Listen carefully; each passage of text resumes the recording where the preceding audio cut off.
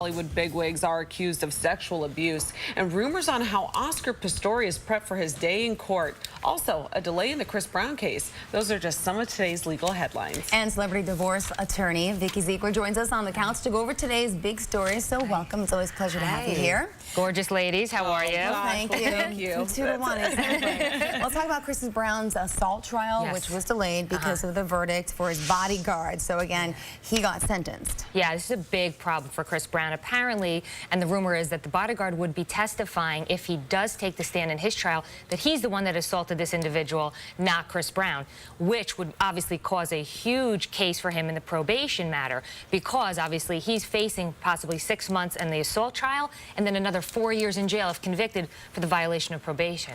So the big problem is, will this bodyguard get immunity?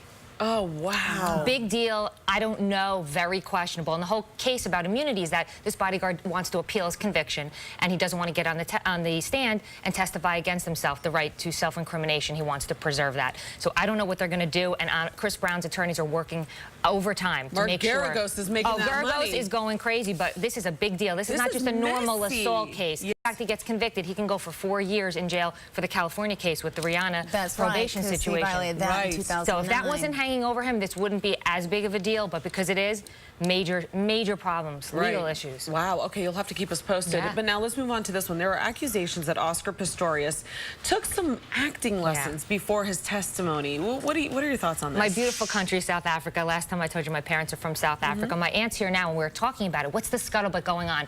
Everyone is saying that this possibly could be true. This is outrageous. Is this abnormal, though? Yes. Okay. Yes. Because some people were saying, you know, maybe he wanted to prepare himself. This is his life. He's been vomiting and crying. This is not an acting lesson. This is, you are trying to fight for your life, the freedom, and this is a legal battle, a legal case. This is very serious. There's rules of court. I mean, there's a judge sitting there. You can't chew gum. She was kicking people out because they're talking.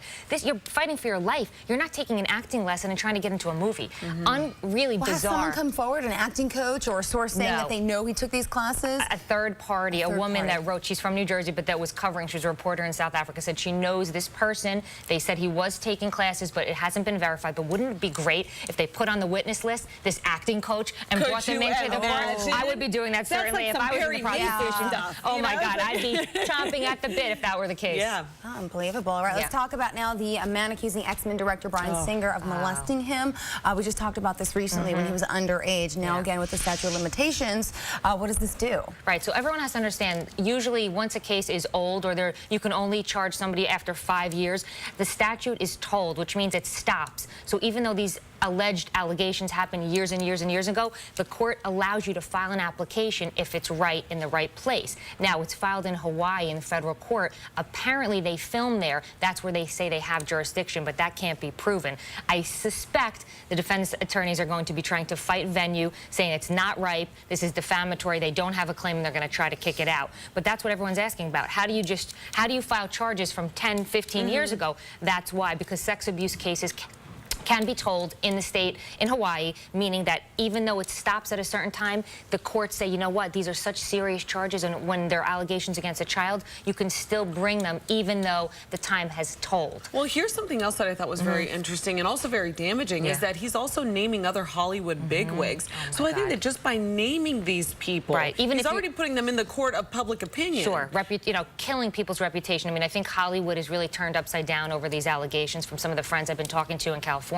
All over the country, because honestly, when somebody says something, it doesn't mean that it's necessarily true. It has to be proven in a courtroom. But it's out there. Your reputation is everything. You stand and fall on it, and it's very problematic. And these are serious charges: drugging children, giving them alcohol, and sodomizing them. I mean, this is no joke. So they're going to have a fight for their life in terms of their reputation on the line. Very disturbing story. But you know what? It's always great to have you here, Vikki Ziegler. Thank you so much for joining us on the couch and helping us make some sense of all of this. Thank you. Well, now.